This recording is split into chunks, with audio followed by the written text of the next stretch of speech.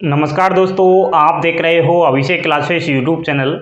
अभिषेक classes पर आपका हार्दिक स्वागत है दोस्तों।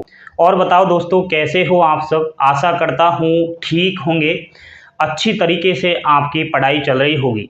देखिए, रेलवे ग्रुप डी की एग्ज़ाम 17 अगस्त से शुरुआत हो रही है। रेलवे ग्रुप डी की एग्ज़ाम्स में बैठने वाले सभी कैंडिडेट्स को बेस्ट ऑफ लक।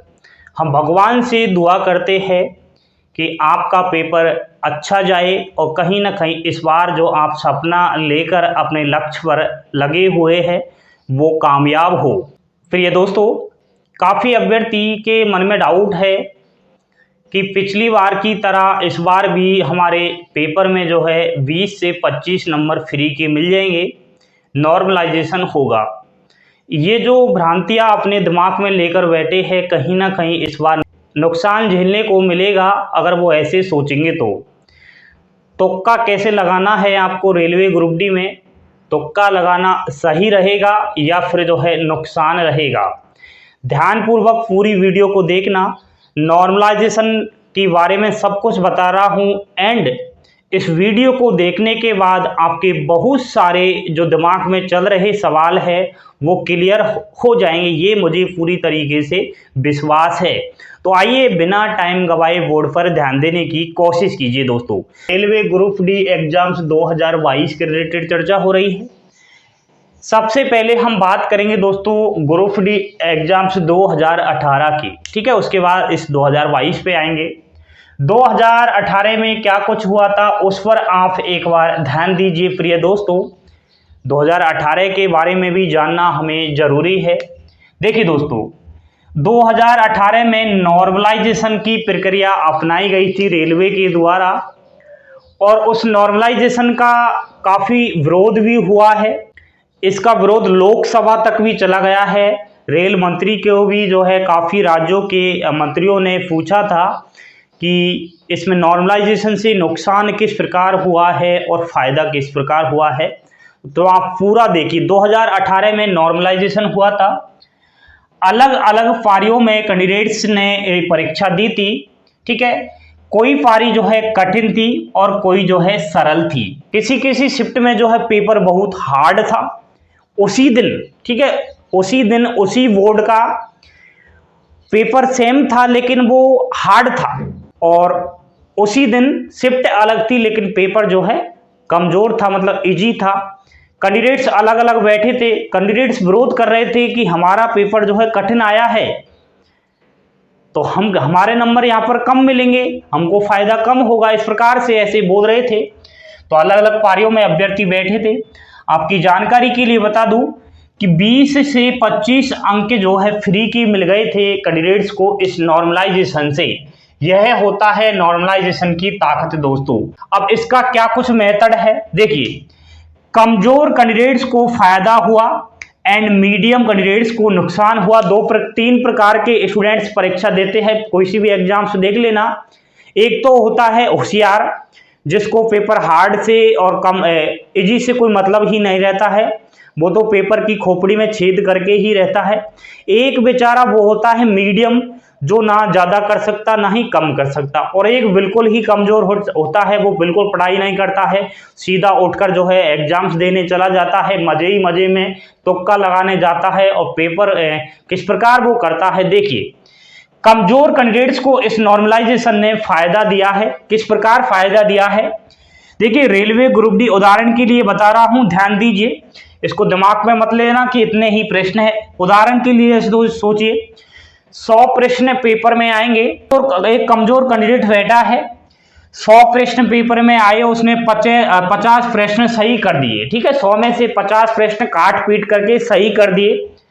और जब उसका रिजल्ट निकला तो रिजल्ट में भाई साहब चौकन्दित रहस्य देखने को मिले कि 50 नंबर तो उसने सही किए, उसके मिल गए, और 15 नंबर जो नॉर्मलाइजेशन से बड़े थे फ्री के वो मिल गए, ठीक है। कुछ नहीं करना पड़ा, ओनली उसको 15 नंबर फ्री के मिले हैं। अब कितने हो गए उसके नंबर? 65 प्रश्न सही हो गए 100 प्रश्न में से। रेलवे ग्रुप डी की एग्जाम्स में एक कमजोर अभ्यर्थी के बोर्ड सेम है लेकिन वो शिफ्ट अलग अलग में बैठा था उसी दिन, ठीक है। सेम डे दोस्तों उसी बोर्ड से एक स्टूडेंट्स बैठा था जो मीडियम है वो ज़्यादा भी नहीं कर सकता, कम भी नहीं कर सकता। उसको 100 प्रश्न आते हैं। अब उसने 100 में से सेम वो ही 50 प्रश्न किए, ठीक है। मीडियम वाले ने भी 50 किए थे, कमजोर वाले ने भी 50 किए थे। तो इस पर आप ध्यान दीजिए, मीडियम कैंडिडेट्स ने 50 प्रश्न तो सही कर दिए, 50 नंबर तो उसके वो हो गए, सही हुए, वो 50 नंबर आ गए, और 5 प्रश्न उसकी नॉर्मलाइजेशन में बढ़े। अब ये 5 प्रश्न क्यों बढ़े? क्योंकि जो मीडियम कैंडिडेट था उसकी पारी जो है इजी थी थोड़ी, ठीक है, और जो कमजोर कैंडिडेट था उसकी जो है शिफ्ट हार्ड थी, इस वजह से उसके 15 नंबर फ्री के मिल गए और मीडियम वाले को केवल 5 अंक मिले। अब कितने हो गए? 55 प्रश्न हो गए मीडियम वाले के। किसने बाजी मारी दोस्तों? बाजी इसी ने मारी, कमजोर कैंडिडेट्स ने, क्योंकि कमजोर कैंडिडेट्स के 65 है और इसके 55 है, यानी कि 10 प्रश्न कम है। तो जो वैसे ही सोच कर गया था कि हम तो चले घूमकर ही आ जाएंगे, रेलवे की एग्जाम है, मजा लेकर आ जाएंगे, देश घूमकर आ जाएंगे, ट्रेन में बैठने का मजा ले लेंगे, तो वो तो पास हो गया, और जो थोड़ा बहुत पढ़ा था वो फेल हो गया। ऐसा देखने को मिला था इस नॉर्मलाइजेशन से। तो ऐसा विरोध देखने को मिला दोस्तों नॉर्मलाइजेशन से।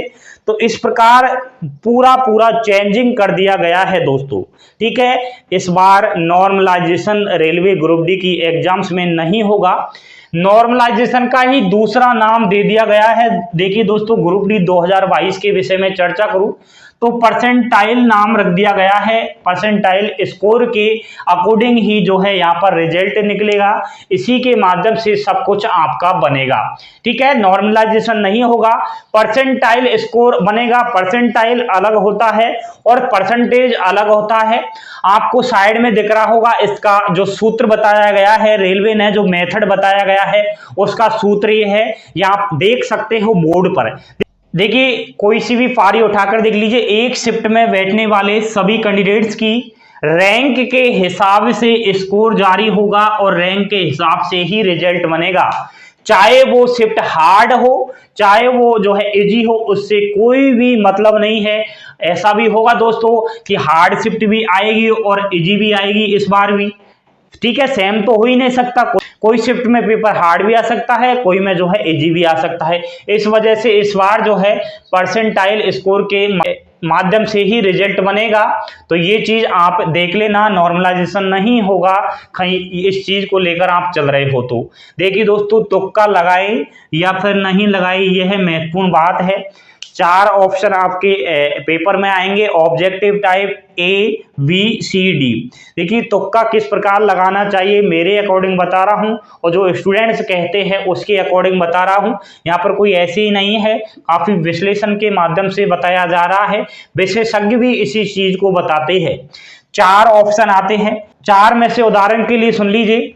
जैसे ए ऑप्शन है, ये तो आपको बिल्कुल ही नहीं लग रहा है, गलत है, ठीक है। बी ऑप्शन भी नहीं लग रहा है कि गलत है। अब 2 तो आपने बिल्कुल निकाल ही दिए, क्योंकि प्रश्न में आपको नहीं लग रहा है कि ए सही हो सकता है या फिर बी सही हो सकता है। अब डाउट है, या तो सी हो सकता है और या फिर डी हो सकता है, तो आप तुक्का लगा सकते हैं, ठीक है। आप अपने भगवान का नाम लेकर सी और डी में से तुक्का लगा सकते हैं। इस प्रकार की तुक्का प्रणाली अपनाई तो कहीं ना कहीं तुक्का आपका साबित हो सकता है। अब काफी महानुभाव ऐसे होते हैं, पता ही नहीं, चारों में से पता ही नहीं है राइट कौन सा है, तो सीधा इसमें ठोक देते हैं, ए सही हो जाएगा, बी सही हो जाएगा, सी सही हो जाएगा, डी सही हो जाएगा। ऐसे तुक्का लगाने वाले बिल्कुल नुकसान में रहते हैं, बिल्कुल ऐसा नहीं करना चाहिए। चारों ही ऑप्शन में से समझ में नहीं आए, 2 ऑप्शन पर अगर आपकी डिमांड हो तो वो कर सकते हो, ठीक है। ऐसे भी होता है दोस्तों कि ए ऑप्शन तो गलत है, बिल्कुल ही नहीं लग रहा है कि ए ऑप्शन तो हो ही नहीं सकता। अब 3 में से डाउट है, या तो बी हो सकता है या फिर सी हो सकता है या डी हो सकता है, तो बिल्कुल भी तुक्का मत लगाना, ठीक है। गलत होगा, गलत रहने के चांसेस रहते हैं। तो 2 अगर ऑप्शन में आपका दिमाग लग रहा है, 2 ऑप्शन में कहीं ना कहीं आपको लग रहा है, तब ही जाकर तुक्का लगाए। और फिर ये दोस्तों, इस बार जो है परसेंटाइल बेस पर आपका लिस्ट बनेगी, परसेंटाइल बेस पर रिजल्ट बनेगा, तो तुक्का लगाने से बचे। मेरे ख्याल से तो यही लगता है कि जितना हो सके उतना तुक्का लगाने से बचे।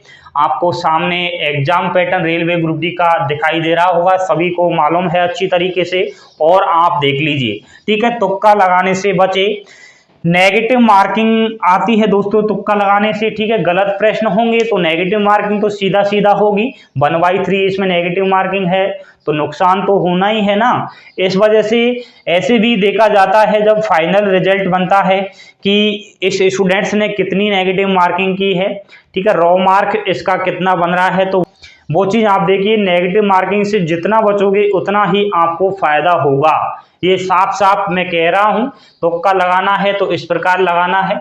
बाकी आपके समझ में आ गया होगा। मेरा वीडियो बनाने का साफ साफ मकसद यही था कि इस बार नॉर्मलाइजेशन नहीं होगा, परसेंटाइल स्कोर के माध्यम से ही जो है यहाँ पर पारी में बैठने वाले सभी कैंडिडेट की रैंक के हिसाब से स्कोर बनेगा। ये आप सूत्र के हिसाब से देख सकते हैं किस प्रकार बनेगा। ठीक है, अलग से पूछना है तो पूछ सकते हैं। अभी इसमें मैं मेथड समझाने लगा तो समझ से बाहर हो जाएगा, इस वजह से बहुत लंबी वीडियो हो जाएगी। यह मेथड समझाने में बहुत टाइम लगता है, इसलिए आप अलग से भी पूछ सकते हैं, वो आपको मैं बता दूंगा। इंस्टाग्राम पर संपर्क कर लेना या फिर जो है आप जो है व्हाट्सएप पर भी पूछ सकते हैं। यार बने रहिए अभिषेक क्लासेज के साथ दोस्तों। आपके लिए नई नई मैं जो है प्लानिंग बता रहा हूँ रेलवे ग्रुप डी के बारे में, किस प्रकार पेपर फाइट करना है। जो पुराने स्टूडेंट्स थे, पुराने जान पहचान वाले थे, उन्होंने किस प्रकार पेपर हल किया, कमजोर होते हुए भी वो अच्छी खासी रेलवे ग्रुप डी की जॉब कर रहे हैं, 2018 में सिलेक्ट हो चुके हैं। तो उनसे पूछकर हम सारा कुछ बताते हैं। बने रहिए अभिषेक क्लासेस के साथ। लाइक शेयर सब्सक्राइब अवश्य कर देना। सब्सक्राइब करने का आपको बहुत ज़्यादा फायदा होगा, ये सब्सक्राइब करने के बाद ही मालूम चल पाएगा। तो थैंक यू, धन्यवाद दोस्तों। जय हिंद, जय भारत।